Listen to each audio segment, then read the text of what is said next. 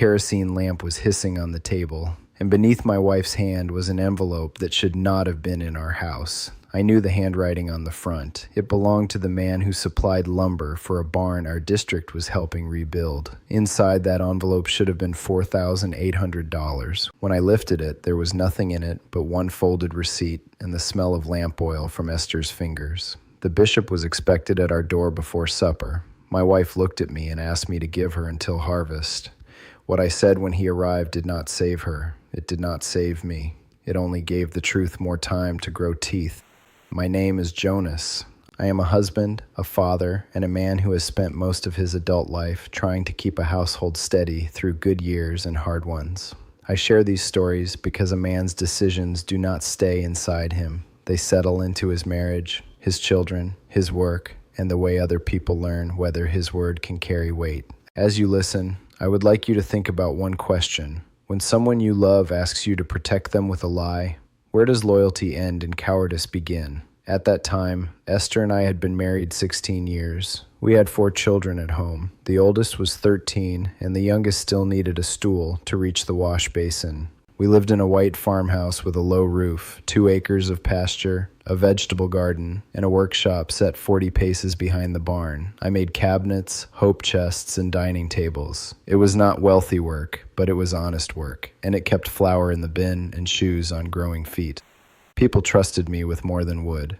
I had served on building crews, helped settle small disagreements between neighbors, and kept records for a few shared projects when another man was sick. I was not an important man, though I sometimes allowed myself to enjoy being treated like one. That distinction matters. The money in that envelope belonged to 14 families in our district. A widow's barn had been damaged in a windstorm.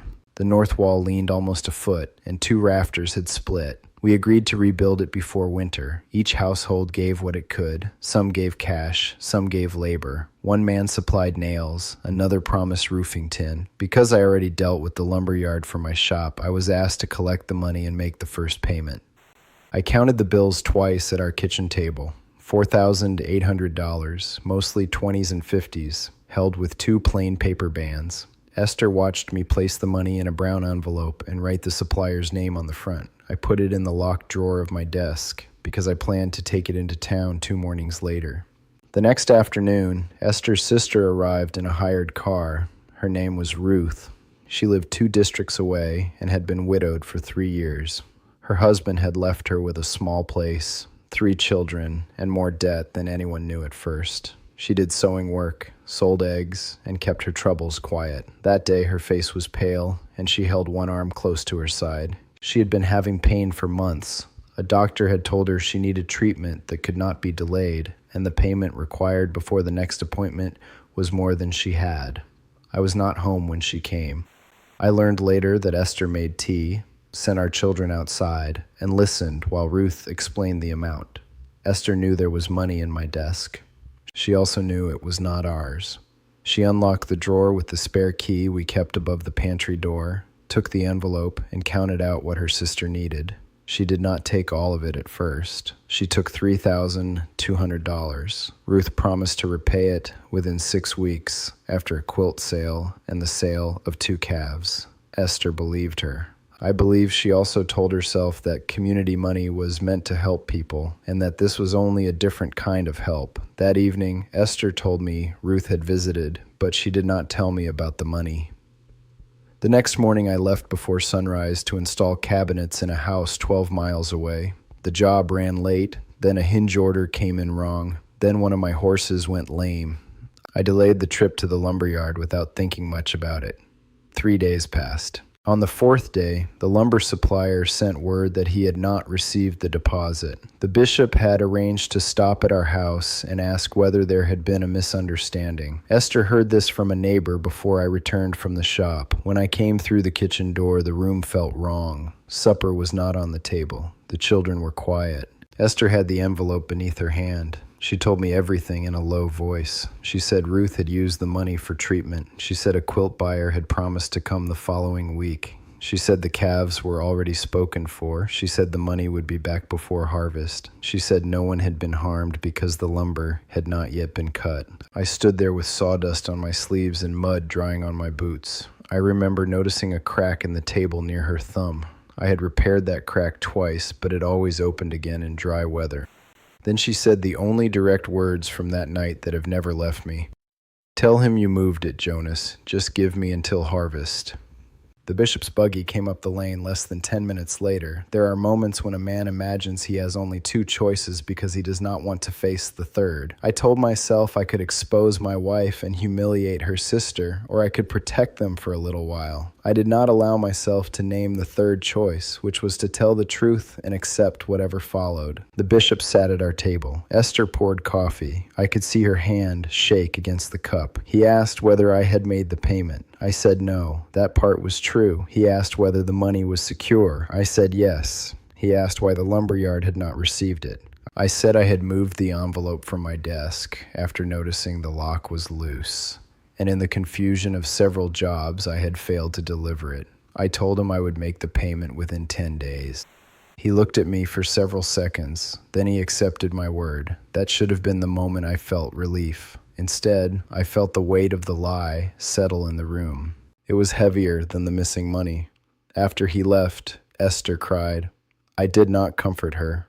I was angry, but not only at her. I was angry because I had done something I had always believed I would never do. And the easiest place to put that anger was on the person who had asked me. For the next week, we waited for Ruth's money. The quilt buyer did not come. The calves sold for less than expected. A medical bill was larger than Ruth had understood. She returned only $900. That left us short by $2,300. I could have gone to the bishop then. I could have said I had lied because I was afraid. The first lie was still small enough to confess in one breath, but I had given a date. I had looked a man in the eye and promised the full payment. Now I wanted to repair my reputation before anyone knew it had been damaged. A large job came into my shop that same week. An English contractor was renovating an old farmhouse and wanted 12 kitchen cabinets, a long island, and 2 built-in cupboards. The total was more than I usually earned in 2 months. He offered a deposit for materials. I accepted it. The deposit was $3,000. I took $2,300 from it, added Ruth's $900, and paid the lumber supplier the full $4,800. When the bishop asked whether everything had been settled, I said it had. Again, part of that was true. The barn lumber was delivered. Men arrived with teams and tools. By the end of the first day, the damaged wall was down. By the third day, new rafters were in place. The widow brought coffee and bread to the workers. Everyone spoke of how smoothly the project had gone. I stood inside that barn and listened to hammers striking fresh wood purchased with money I had replaced using another man's deposit. Each blow sounded clean. My own thoughts did not. Now I had to complete the cabinet order without the money meant for materials. I used what I had in stock. I delayed paying 2 small bills. I asked a sawmill owner to extend credit for 30 days. I told Esther we would make it work if no other trouble came. Trouble does not need an invitation when a man has built his plan on silence. A stack of maple boards warped after a roof leak in my storage shed. One of my helpers cut 3 cabinet doors to the wrong size. The contractor changed the measurements on the island and expected me to absorb the cost. I worked before dawn and after supper, but I fell behind. At home, I became hard to live with. I corrected the children for small noises. I ate without tasting. I checked the lane whenever I heard wheels. Esther tried to speak about what had happened, but I told her there was nothing to discuss until the cabinets were delivered. That was another lie. There was more to discuss than at any other time in our marriage. 6 weeks after I accepted the deposit, the contractor came to my shop. He had expected installation to begin that morning.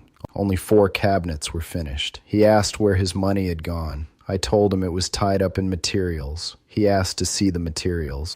I showed him boards, hardware, and half-built frames. There was not enough there to account for his deposit. He knew it. I knew it. He left angry and drove directly to the home of a man in our district who had recommended me. By evening, 3 people knew I had taken a deposit and failed to produce the work. By the next afternoon, the bishop knew. He came to my shop with 2 other men. They did not arrive as enemies. That almost made it worse.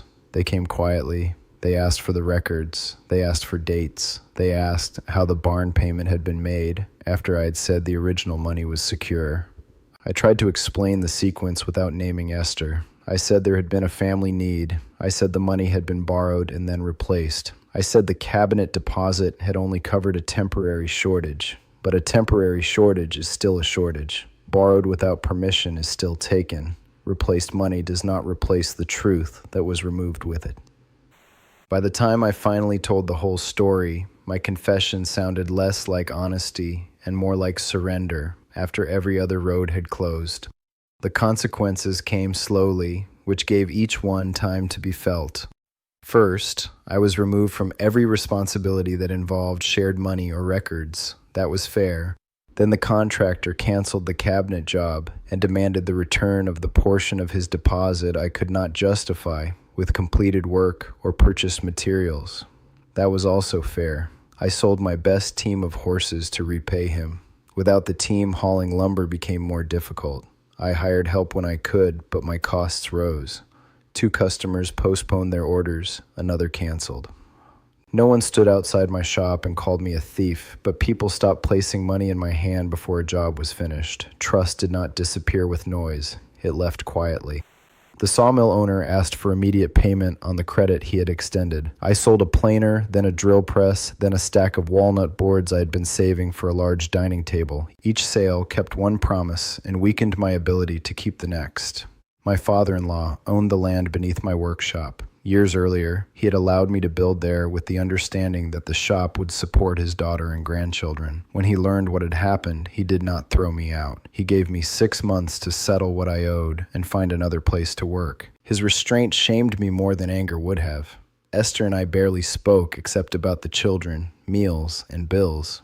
I blamed her because she had opened the drawer. She blamed herself because her request had begun the first lie. But between us was a truth neither of us wanted to say. She had asked, and I had chosen. A husband can be pressured. He can be afraid. He can want peace in his home so badly that he agrees to what he knows is wrong. But he is still responsible for the words that leave his mouth. I understood that in my mind before I accepted it in my heart. Near the end of winter, we sold the farmhouse lease and most of our equipment. We moved into a smaller place with 2 bedrooms and a lean-to shed where I could do repairs. Our 2 older children slept in the loft. The younger 2 shared a room below. I took day work on construction crews and made stools, boxes, and small tables in the evenings. The first night in that house, I woke before dawn and did not know where I was. The ceiling was lower. Wind came through a gap near the window. Esther was awake beside me, facing the wall. That was when the title I had carried in my own mind fell apart. I had thought of myself as the provider, the steady one, the man people could rely on. Yet I had confused being respected with being trustworthy. Respect can remain for years after trust has already begun to rot. People sometimes ask what I lost. I lost the workshop I had built, board by board. I lost the horses I had trained. I lost customers who had known me for a decade. I lost my standing in the district. I lost the ease with which my children once repeated my words as though a father could not be wrong. And for a time, I lost my wife's trust, even though the first wrongdoing had been hers. That last part may be difficult to understand. Esther had asked me to lie. Why would she lose trust in me? Because she saw what I did after the first lie. She saw me become secretive, sharp, and proud. She saw me use another man's money to hide what we had done. She saw me protect my name while our home filled with fear. She had asked for one act of weakness. I turned it into a way of living. I also lost trust in her. I checked the drawer. I counted money twice. I watched her when letters arrived from Ruth. That suspicion hurt her, but it was not invented. We had both placed love above truth, and then discovered that love cannot breathe for long without truth. We did not repair our marriage in one conversation. There was no single evening when everything became clean again. We began with small things. Every dollar was counted together. Every debt was written down. If one of us promised help to a relative, the other knew before money changed hands. When I received a deposit, it went into a separate box and was used only for that job. I showed Esther the receipts. She showed me the letters from Ruth. We stopped saying there was nothing to discuss. I apologized to the contractor without explaining Esther's part. I had taken his deposit. That responsibility was mine. I apologized to the men who had trusted me with the barn fund. I did not ask them to restore my responsibilities. I did not tell them how much I had suffered. An apology that spends most of its time describing the pain of the person who caused the harm is not much of an apology. For several years, I had no role beyond showing up, working, and going home. At first, that felt like being made invisible. Later, I understood it as a kind of mercy. I had built too much of my identity around being consulted. Ordinary work taught me to live without needing every man to believe I was dependable before I had proved it again. Ruth recovered from her treatment. She repaid the remaining money in small amounts over nearly 2 years. Esther never asked her to hurry. I did not either. The loss had already moved beyond that amount. Our children grew. The oldest remembered more than we realized. Years later, when he began taking small jobs of his own, he asked me why a customer deposit had to stay separate. I told him the truth. Not every detail, but enough. I said I had once used money for a purpose it was not given for, and I had nearly broken our household trying to hide it. He did not look at me with the unquestioning confidence he had as a boy, but he listened. That was worth more. Today I have a smaller shop than the one I lost. The floor is uneven, and the stove smokes when the wind comes from the east. I own fewer tools. I take fewer large jobs. Every deposit is written in a ledger and kept apart until the materials are purchased. That habit is not impressive. It is simply honest. Esther and I are still married. There are scars in a marriage that do not disappear, but a scar is not the same as an open wound. We learned that forgiveness does not mean pretending the drawer was never opened or the lie was never spoken. It means refusing to let that night make every decision that follows. What I understand now is simple. The moment to tell the truth is before you can calculate what it will cost. Once you begin measuring whether honesty is affordable, you have already placed something above it. I placed my wife's fear above it. Then I placed my reputation above it. Then I placed my business above it. Each choice seemed to protect something important. Together, they destroyed nearly all of it. Esther was wrong to take the money. She was wrong to ask me to lie. But I was not a child under her authority. I was her husband. My duty was not to obey her fear. My duty was to stand beside her in the truth, even if the truth brought embarrassment, repayment, and hard questions. Had I confessed when the bishop first sat at our table, we would still have faced consequences. The barn payment would have been delayed. Ruth's need would have become known. Esther and I would have been ashamed. But the cabinet deposit would have remained untouched. The shop might have survived. More important, our children would have watched their parents make a wrong choice and then correct it before it became a life. Instead, they watched us hide. That is the part I regret most. A household can survive less money. It can survive a smaller home. It can survive lost standing. What it struggles to survive is the slow teaching that truth is optional when fear is strong enough. I once believed I lost everything because my wife asked me to lie to the bishop. That is not the whole truth. I lost it because I said yes, and then kept saying yes to the lie, long after she had stopped asking. If this story has stayed with you, subscribe and return for more honest stories from the life of a husband, father, and man trying to live faithfully after his own mistakes. And in the comments, tell me this: do you believe loyalty ever requires a lie, or is the truth the only protection that lasts?